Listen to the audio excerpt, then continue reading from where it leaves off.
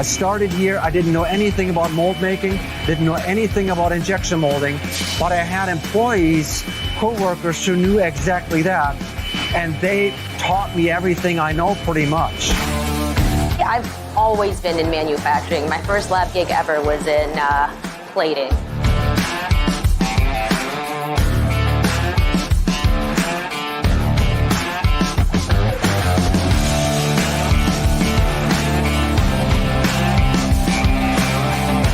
It's a good entry-level job to start with little schooling, and then you can work your way up all the way to the top.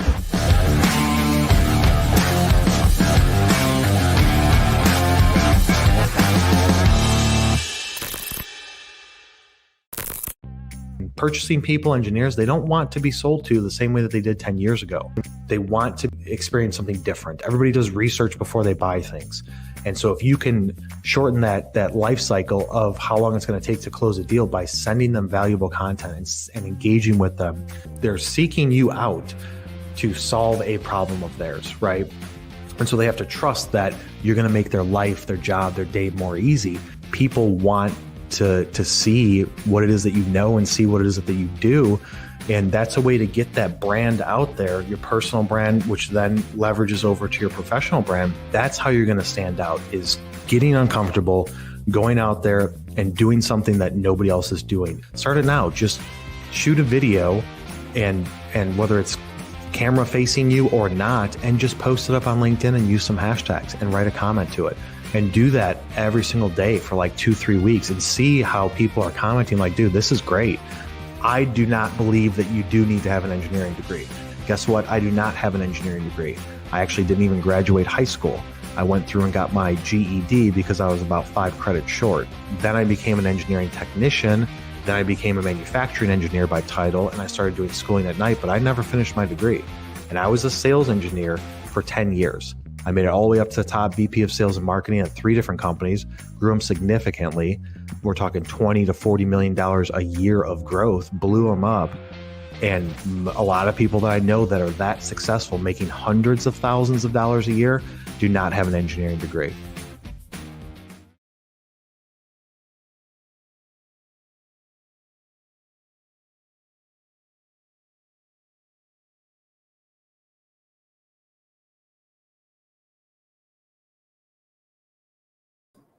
What is up, guys? It is Friday, December 3rd, 12:05 Central Standard Time. And again, we're back producing some content for you. Real quick, so this show, it's going to be a little bit different. We're not going to be talking about technical sales, although there will be some sales stuff in it. We're not going to be talking about industrial marketing, although there will be some marketing stuff in it. This show is intended for those that have a small business, have an idea for a small business, have a side hustle. I mean, with COVID going on, do you know how many times I hear from people, yeah, I've got this job, I work at this company, I work from home now, I'm work remote, and on the side, I also do this other thing. This is the common way. This is the new way. You can thank COVID for that, but it's a way to make more money and make more income for yourselves because of the situation that we're dealing with. So that's what Friday shows is about. It's about helping people through all the issues that I went through over the past 6 years. I don't know everything. I've made every single mistake in the book when it comes to owning a business, but I learned from it. And that's the difference between people that can survive and go past those couple year marks and those that don't, is learning from your mistakes and then not making them again. So if you own a small business or have a side hustle and you're struggling with how to grow it drastically, then on this episode, I'm going through 5 areas that you could focus on today to help improve that. So we're going to jump right into it. Quick housekeeping rules. This, I've made over probably 300 videos in the past 2 years, and this video is no different, but it's live at the same time. And this is what's a little bit weird, and it's becoming a little bit weird, is there are people watching, but not engaging and not interacting. So if you guys could leave a comment, just let me know that you're here. Let me know where you're coming from. We'll get to any questions, things like that. Put them in the comments now. We'll get to those questions once we get to the intermission break. But don't be silent. Don't be a watcher, because it feels kind of creepy. So the first area that we're going to look at is the intent and the value behind what you provide. Now, I was going to say I'm going to leave this out, and just make the assumption that, hey, you own a business, you started a business, you're still doing a business. So there must be some value you can provide. There must be a need for it. But I'm like, you know what? I know tons of people that still own businesses that reach a certain ceiling and can't go past it. And then after you talk to them a little bit, it's like, dude, this is not going to go to as big as you want, where you want it to go. It's a good business and it can produce X amount of revenue. Maybe it's 50,000 a year, 80,000 a year, but it's not going to hit your goal of 300, 400,000 or into seven figures. So the first question you have to ask yourself with your side hustle or your business is there a market for it? Is it providing valuable or value to people? And is there a market for it based on what type of growth you want to see? If you're just looking for some extra cash on the side, 20 grand a year, 30 grand a year, most likely almost every side hustle, as long as it's something that's good and professional, could provide that, as long as you have the time and the energy to put into it. But you got to really compare your goals of where you want to take it and what it is that you're doing, because it might not be scalable. So you really need to audit yourself. And I know that from starting multiple businesses myself, you become a little bit defensive over it. You're like, no, this is good. But really try and take a subjective point of view and just say, all right, is there other people doing this? Is this going to provide a value? Can I reach my goals revenue wise that I want to take this company to? And really be honest with yourself, because there's no point of beating your head up against the wall and saying, this is what I want to do, and it's just not working. And then you get frustrated, and then you're going to lose energy, and you're going to lose hope and all that stuff, and you're going to lose motivation. So you really got to audit that. The second thing is, do you have a niche? So when I first started MFG Tribe, we were a digital marketing agency with the intent of focusing on industrial companies, but we weren't, flag in the sand saying this is all that we do. Now, when you go to our website, it's we only do digital, and it's only with industrial. But when I first started 6 years ago, it wasn't like that. So I talked to people, and people found us and said, hey, I own this type of company. Can you do the marketing for us? X, Y, and Z. It fit with what we can execute on. Their niche, their service industry wasn't something that I was passionate about. So we took on those customers. And after we took on a certain amount of customers, because I was focused at growing the business and growing the revenue, but after we took on those customers, I'm like, I don't even want to market for this business, because I don't even believe in what it is that they sell. And I don't even believe in what it is, the service and the product that they provide. And so I had to sit with that and say, you know what? I don't want to work with companies like that. What I love at the end of the day is helping people grow their businesses and achieve their dreams, right? That's at my core. That's my passion. Now, the vehicle, which I feel like I could do that best, is with industrial and manufacturing companies. And so I had to say, look, I know how big I can take this business. I have caps with it based on the market. And so I'm okay with where we could end up in 3 to 5 years at reaching the ceiling, or 10 years. I'm okay with that. But for right now, I only want to work with industrial companies. So it limits it for a little bit from the standpoint, the niching, but it does make you an expert in that space. So for us, we are not just another digital marketing agency. We are an industrial marketing agency. We only work with industrial companies. So if that's all that we do, then people tend to trust that more. People tend to look at you and say, you really know this stuff. You really know this industry, since it's the only thing that you work with. It's kind of like taking your car to a auto mechanic that just does everything, or taking them to a specialist in GM, Ford, BMW, exotic cars, whatever it is. You really want to go with the specialist. And when you go with the specialist, you're going to pay more money for them, because you're paying for their specialty. And so it really comes back full circle with the niche. Like some people have said in the past, riches are in the niches. I would agree with that to a certain extent, but there is a case that you could niche down too far and put yourself into a pigeonhole if you're looking to get bigger. So regardless of what your small business is, what your side hustle is, audit what your end goal is and how big you want to take that. And then look at, are you providing value to people to be able to, enough value to be able to reach that? And then is your niche too focused, or is it too broad? And really sit with that. The next area that we're going to go into is going to be on the finances side. And these are things that you could do today. So when I first started the company 6 years ago, I hated finances. That's not my strong suit. My strong suit is visionary, strategy, execution, right? I'm not like looking at the numbers. I'm not a great project manager. I'm not a task list manager. I'm like, give me something to do, give me a big goal to hit, and I'm going to hit it.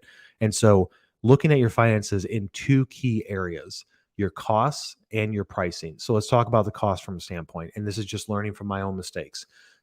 In general, you might be overlooking areas of improvement to be able to save money. Now, I want to preface that by saying that people, when I grew up, I was always taught to do a budget because my parents had a fixed income. So it's like you make this much a month, do a budget it down, and whatever you have left over is savings or miscellaneous purchases or discretionary spending.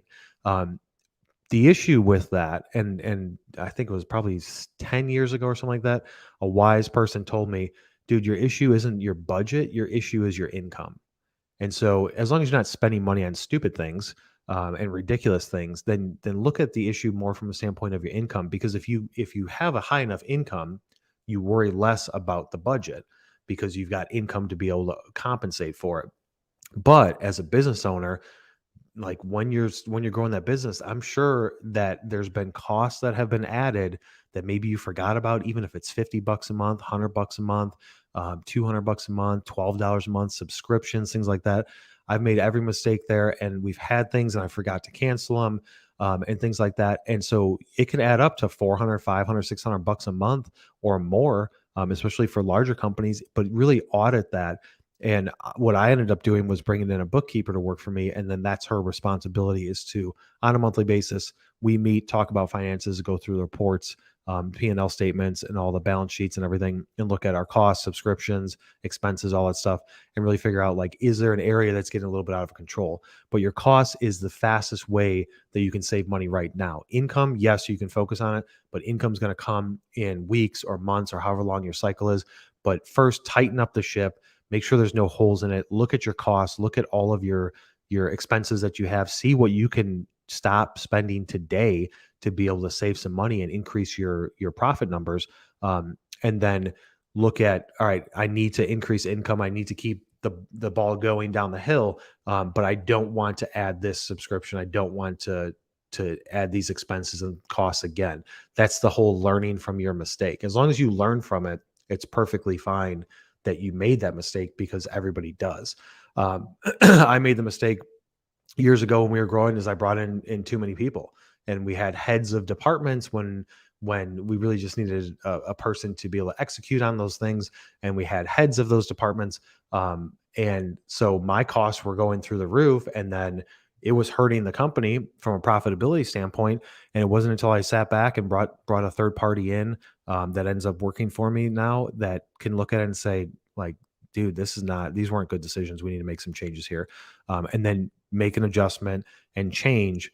Because if I kept making that same mistake as our revenue goes up, and then I start bringing in more people and more expenses and more costs, then it's just the ratio is not good enough. The ideal state is you want to have a team that when you do bring on a new client, or you do bring on a new service or something like that, that it's not like you have to double or increase your team expenses to be able to make up for handling that person. Ideally, you have a certain capacity and you bring in 1, 2, 3 more clients, or you sell a lot more of your product, but you don't have to double your team from it. So the third step is going to be looking at that team. And make sure you guys leave comments in the comment section, because Nick, when he goes through them, if we don't have comments, then I might be depressed all weekend. So the team is the third step, and really have to look and audit your team. Now, the team is going to be the people that are going to execute on what it is that you're doing. And so you need to make sure that you grow your team strategically and not just triple down on something because you get excited with some growth. The way that I've done it is, when I first started the business, it was just me. I didn't know anything about web development, things like that, so I had to learn it. I had to build out the systems, build out the processes. I was the owner, the salesperson, the person executing on it. And then after I got my first client and my second and third client, then I said, okay, I've got some revenue. It's covering expenses.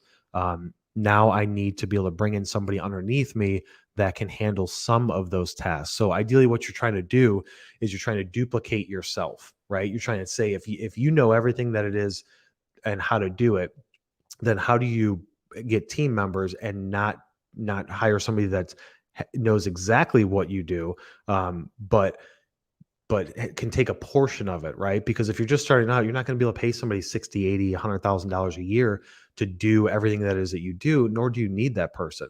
But it's like for us, it was bringing in a project manager. So you had to bring in a project manager that can manage the clients, that can execute on what it is that we say that we're going to do with the rest of the team, and then start taking things off of my plate, sliding them onto other people's plates. And then that's the best way to build a team. But if you audit your team right now, you might have too many people. And that goes back to the expenses. Look at your costs with your team and your subcontractors or your employees or whatever it is that you have. And you really want to look at, what is my true cost behind that, and am I getting the most out of it? Now, there are times where you're paying for people's time and they're not fully booked, which is perfectly fine if you know long term that they will be booked up. But people can spend a lot of money growing their team the wrong way, and then you end up canceling out and saying, all right, I don't need this person anymore. I'm going to scale us back, get us small again, build out the system again. Just don't make that same mistake. But the goal is taking things off of your plate and putting them onto somebody else's strategically in different areas.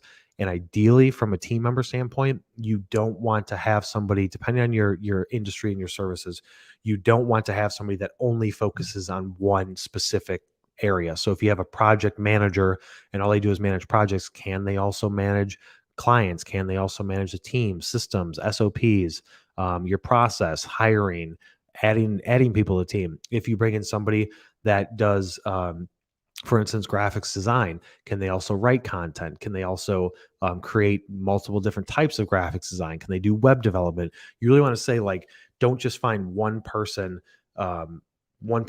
that is going to just do that single task unless that's all that you need them to do. Because when you're first starting out and scaling, even if you've been doing this for a few years, you're going to want those people to wear multiple hats. Not a jack of all trades, master of none, but you want them to at least cover 2 or 3 areas that are under their belt. And then as you grow and scale, you ask that person, is this what you want to do? Like, out of what you've been doing, what do you like the most?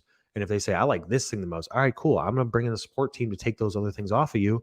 Your employees happy, makes you happy, clients are happy, everything's good. Looking at the 4th area, it's going to be marketing. Marketing, you can spend a lot of money at agencies on marketing, and you can waste a lot of money. You have to try and at all possible do it grassroots. So doing everything organic, unless you know for a fact that an advertising campaign is going to produce such significant results, which you can never guarantee that. Everything that you do has to be organic. You've got to roll up your sleeves, do it yourself. One of the mistakes that I made with our marketing at MFG Tribe was we've changed our name twice because our original name didn't really fit what it is that we did. So we changed it to MFG Tribe, and we also changed the SEO terms that we were trying to rank for. So going back to what I first said about picking your niche and saying, this is what I'm going to do. We were a little bit vague. We were B2B marketing agency. We weren't industrial marketing agency. So from an SEO standpoint, for years, we were trying to rank for keyword phrases that at the end, we just abandoned and said, this is what we should have been doing the whole time. So you can learn everything that you need on YouTube. I literally 6 years ago didn't know how to develop a website. I needed to build my own company's website. So I watched YouTube. It was just over 120 hours because I added it all up of consuming content on how to build a website, web development, web processing, all that stuff. Built my own website before I started pushing the company out there from a brand standpoint. But everything that you want, you can learn on YouTube, or you can learn through, courses and online courses, Udemy, things like that. You can learn everything you want from your home. You don't have to be an expert. Okay. You just need to know enough to be dangerous. And you could do that. And for SEO, there's only like 5 or 6 key areas. Now that we've been doing it for 6 years and we do it for clients, I would say that on a scale of 1 to 10, I'm probably at like an 8 when it comes to SEO, 7 or an 8, because it's not 100% of my focus. But doing that first and looking at that first, the reason why you have to do that is that's a long-term play. It's not going to happen overnight, you showing up in search results. And you also have to consider what should your searches be. So it's a process that you have to establish that strategy.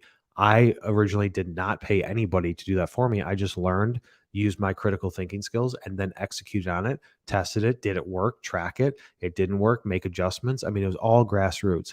And you could do a lot of the marketing yourself. Now, it comes to graphics and things like that.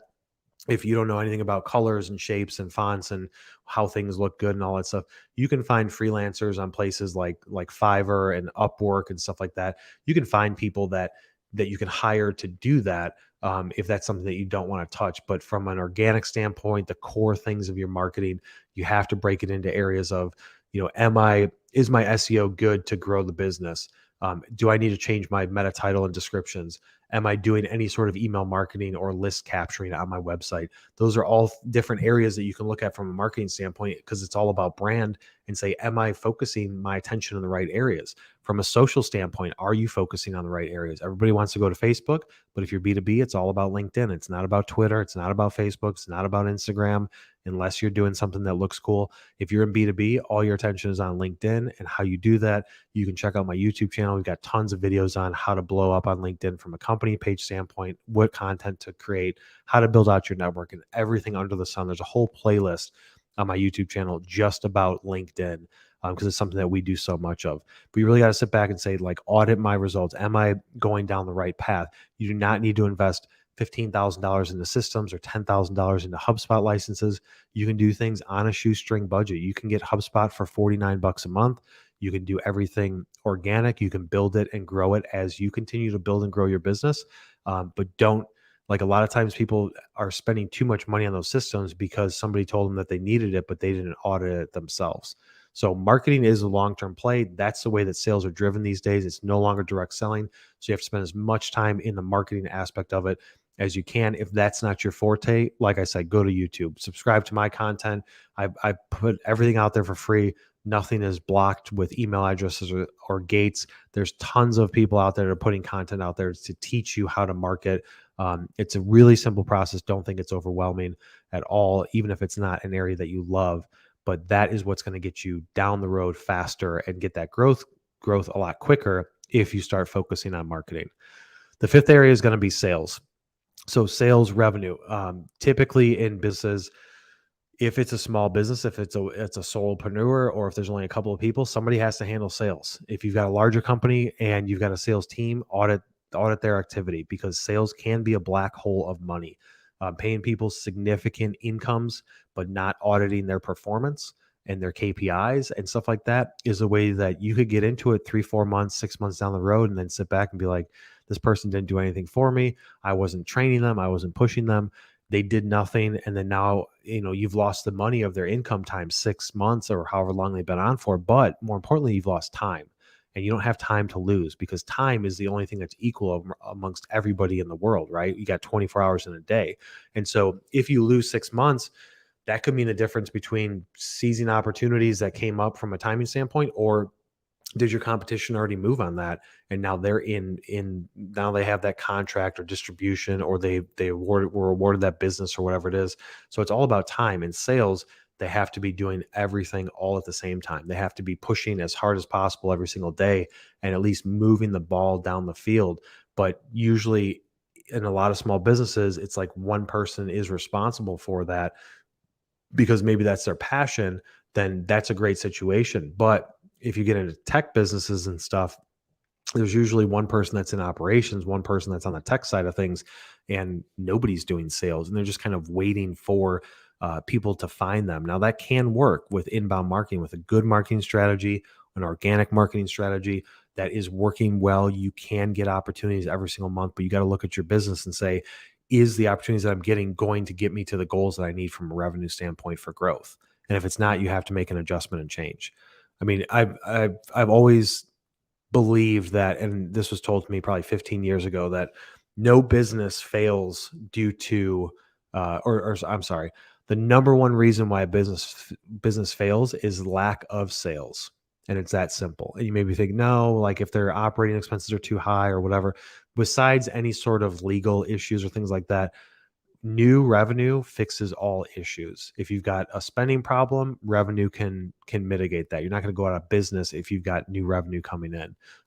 The process standpoint, your SOPs, your team structure, all that stuff, businesses fail because they don't have enough revenue. It should be the most important area that you need to focus on to grow your business is new opportunities. And if you're not the type of person that's going to go and do it, you need to partner with somebody that is, even if it means selling a portion of your company.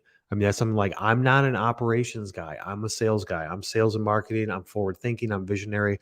And so if I needed an operations person to come in and just take over everything, 5 years ago, because I just couldn't handle it, then I would have said, hey, you come in and be my COO in charge of my operations, and I'll give you, 10-15% of the business, just right off the bat, and you're in it with me. And so you might want to look at that as it depending on how big your business is. If you need that key player, telling them that I'm going to give them equity right away could be beneficial, to kind of mitigate the risk that they're taking to get into a quote unquote startup type company. But sales has to be the focus of somebody that's at a higher up, because you could bring in a salesperson, that's great, but if somebody above them doesn't understand to be able to audit them and check them, then it could be somewhat of a slippery slope, to get into it, to be able to say, yes, you're doing this right, yes, you're doing this wrong. So those are the 5 areas that I feel like you can focus on today, make changes, audit today to help your small business grow. And we will be right back with a short break to go through comments and answer any questions you have live.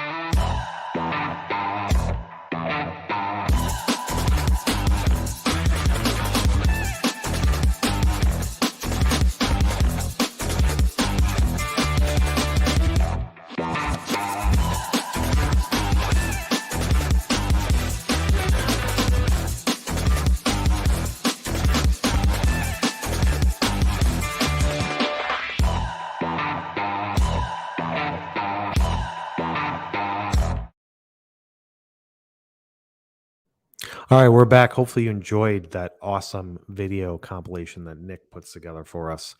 So it looks like we have a couple of questions coming from YouTube. Nick, you want to throw them up there? If I sell my product to, I'm going to have to make my screen bigger. These glasses are not working.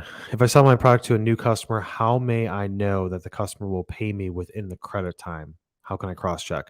So there's a little bit of trust that you have to